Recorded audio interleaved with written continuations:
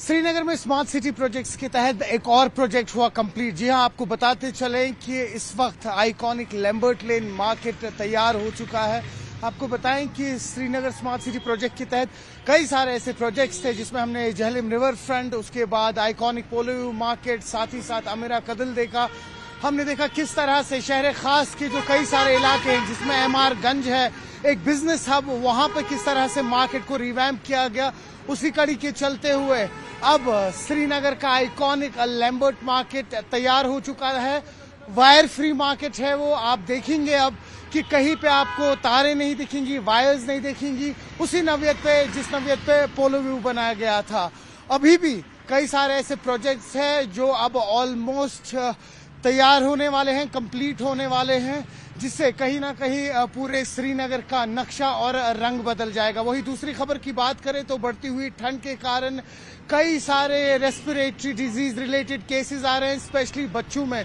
जी हाँ, बिल्कुल सही सुना आपने, कई सारे ऐसे केसेस आ रहे हैं जहां पर बच्चे बीमार हो रहे हैं और कारण है इस वक्त ठंड। हालांकि अगर हम यहां की कुछ रिनाउंड पल्मोनोलॉजिस्ट की बात करें तो लगातार उनका कहना है, एडवाइजरी दे रहे हों किस तरह से इस वक्त न सिर्फ बच्चे बल्कि बुजुर्ग भी अपना ख्याल रखें, कोशिश करें कि सुबह सुबह की जो ठंड होती है उसमें बाहर जाना अवॉइड करें, और अगर आप जाते भी हैं तो कहीं ना कहीं अपने आप को कवर करें। या हम रात की ठंड की बात करें तो मुंह ढका रहना चाहिए, नाक ढका रहना चाहिए। वही कई सारे घर के नुस्खे या इलाज भी कहा गया है जिनको अडॉप्ट करना चाहिए। हमने देखा लगातार पहले श्रीनगर के डाउनटाउन एरिया में करीबन 12 से 13 बच्चे बीमार हुए। उसके बाद हमने देखा कि नॉर्थ कश्मीर के सोनावारी इलाके में और साउथ कश्मीर में भी कई सारे बच्चे ऐसे बीमार हुए थे।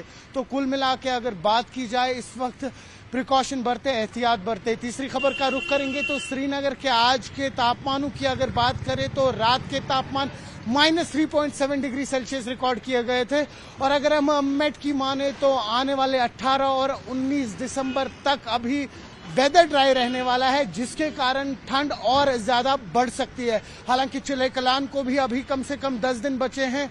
अभी भी हमने देखा इस बार किस तरह से सर्दी पहले ही आई, दशहरे का आगाज हुआ, और वही अगर हम पूरे नॉर्थ इंडिया की बात करें तो सर्दी की एक लहर दौड़ पड़ी। लेकिन कहीं ना कहीं उम्मीद ये है कि मेट ने कहा है 18-19 दिसंबर के बाद अपर रीचेस में और प्लेन रीचेस में भी हल्की फुल्की स्नोफॉल होने के इम्कान है, जिससे कहीं ना कहीं ये ठंड टूट सकती है। आप जुड़े रहिए न्यूज़ 18 JKLH डिजिटल के साथ।